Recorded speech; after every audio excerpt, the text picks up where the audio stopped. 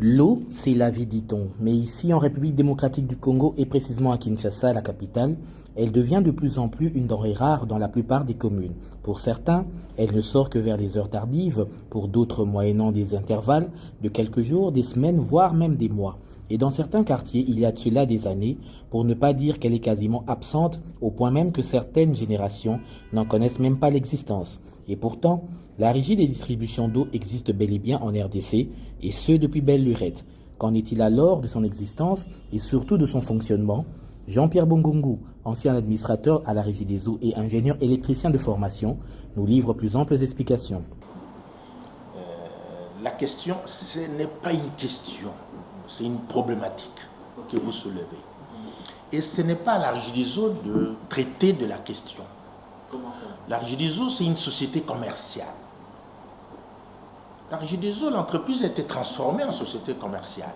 C'est donc un opérateur. C'est vrai qu'on vit une transition, mais la régie des eaux n'a pas l'explication à cela. La question, il faut la poser à l'Assemblée nationale. Il faut la poser au gouvernement de la République. En 2008, le Parlement avait voté des lois pour les transformations des entreprises publiques. Et la régie des eaux était alignée pour être transformée en société commerciale. Et depuis lors, 2015, le 31 décembre, le chef de l'État le président Kabila avait promulgué la loi relative à l'eau. Et cette loi souffre dans son application aujourd'hui, tout simplement parce que 6 ans après, le gouvernement n'a pas encore pris les textes pour les mesures d'application de la loi. Donc nous avons deux hypothèques. La première hypothèque, c'est que le gouvernement avait confié le processus, le pilotage de la réforme des entreprises publiques à une structure qui n'en a pas les moyens, le COPIRAP, Comité de pilotage de la réforme des entreprises publiques. Entre la lettre créant le COPIRAP, donc l'esprit, la lettre, et le processus de pilotage de la réforme, il y a un fossé. Oui, le COPIRAP n'est pas outillé pour conduire un aussi vaste et pesant chantier. C'était peut-être une erreur, bien sûr, tout simplement parce que le gouvernement congolais est souvent timoré un peu. La Banque mondiale qui accompagnait le gouvernement avait trouvé à juste titre que le conseil supérieur du portefeuille était un peu dépassé, qui ne pouvait pas conduire la chose. Eh bien, c'est vrai, ça a été fait, on a créé le COPIRAP. D'ailleurs, l'ancien Premier ministre Ilunga Ilunkamba était le tout premier secrétaire exécutif du COPIRAP. Je crois que c'est depuis 2004-2005 jusqu'en 2014, quand il a été nommé DG de la SNCC. Okay? C'est lui qui avait conduit pendant une dizaine d'années le COPIRAP. Mais la structure telle qu'elle était pensée n'a pas été mise en œuvre de manière complète. Ce n'était pas achevé. Et le gouvernement, il faut dire aussi, parce que le Parlement, je parle du Parlement, parce que c'est le Parlement qui avait voté les lois. Et je ne me souviens pas qu'il y ait eu une décision de notre Parlement invitant le gouvernement à rendre compte du travail qui a été fait depuis les lois de 2008.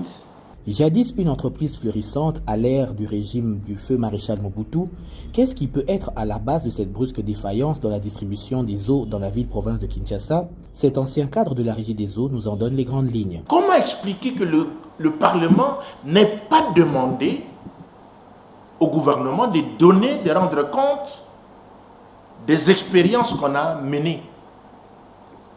Et plus grave, prenons le cas de l'Argideso parce que cela nous intéresse, nous concerne aujourd'hui. Mais l'Argideso a été transformée.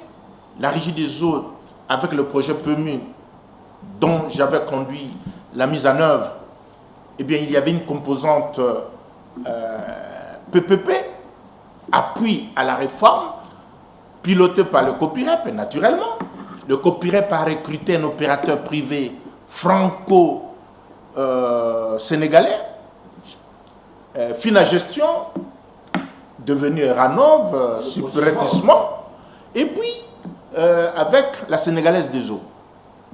Ils ont eu le contrat de service.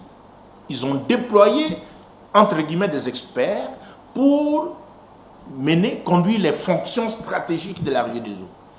Pendant 6 ans, cet opérateur privé a travaillé, payé grassement sur les ressources du projet PEMU, financement Banque mondiale, mais aucune évaluation. En 6 ans. Oui, mais c'est terminé, c'était clôturé en 2018 parce que l'ancienne ministre du portefeuille, Madame Moumpa, avait refusé de reconduire à juste titre parce qu'on demandait encore une prolongation, mais elle a dit, mais écoutez, pourquoi? Parce que l'opérateur privé n'a pas pu faire ce qu'il devait faire à cause de ceci, de cela. Mais Madame la ministre a dit, mais vous étiez recruté pour justement résoudre ce problème que vous posez. Pendant 6 ans, vous n'avez pas réussi à résoudre ce problème. Alors, qu'avez-vous fait? Zéro. Au regard de la situation qui s'avère calamiteuse à l'endroit des différents abonnés de cette grande entreprise, dont le seul bailleur est l'État congolais, y a-t-il lieu d'espérer à une remontée en puissance aux années à venir? L'expert répond. Mais la piste de solution, j'ai dit que le gouvernement commence par évaluer cette situation, établir les responsabilités et dit plus jamais ça. Pourquoi? Parce qu'on ne va pas chercher à ressusciter l'Argideso. Le cadre institutionnel a évolué, la loi sur l'eau a changé. L'Argideso elle-même doit être transformée pour se voir attribuer d'autres rôles. Les opérateurs privés vont venir. Vous savez, dans le Nord Kivu, etc., il y a déjà des opérateurs privés. Ah oui. Les quelques anciens de l'Argideso, des retraités qui ont encore de l'expertise, pourront être encouragés par le gouvernement, soutenus pour demain être ces opérateurs privés. Que dire alors de l'avenir de cette belle et grande entreprise créée en 1939 qui malheureusement tend vers la faillite? Parce qu'en un mot, je peux vous dire que la situation de l'Argideso à fin 2018, donc quand l'opérateur privé, s'était révélée pire que celle à fin 2012 à l'arrivée de l'opérateur. On a reculé. Prenez un seul indicateur. Quel paradoxe. Capital, le rendement des réseaux. L'Argideso peut produire 100 millions d'unités d'eau, donc mètres cubes ou quoi. Eh bien, l'Argideso qui a dépensé, le personnel a travaillé pour produire 100, l'Argideso ne commercialise que 50. Pourquoi? Et personne ne sait où partent les 50 autres. Écoutez, oui, mais c'est parce que c'est pour eux. Il y a des pertes techniques, administratives, commerciales, toutes sortes. Qu'est-ce que ça veut dire? On aurait dû demander à l'opérateur qui avait déployé le directeur central commercial, qu'est-ce qui s'est passé? Il y a donc lieu de dire que le gouvernement congolais, par le biais de ses instances compétentes, puisse tenir compte de tous ces desiderata au regard des réalités que connaissent cette entreprise, afin de pallier très rapidement à tous ces problèmes, bien entendu avec comme objectif essentiel d'éviter la catastrophe, non seulement à Kinshasa, mais aussi et surtout sur toute l'étendue du territoire national. En bon entendeur, salut.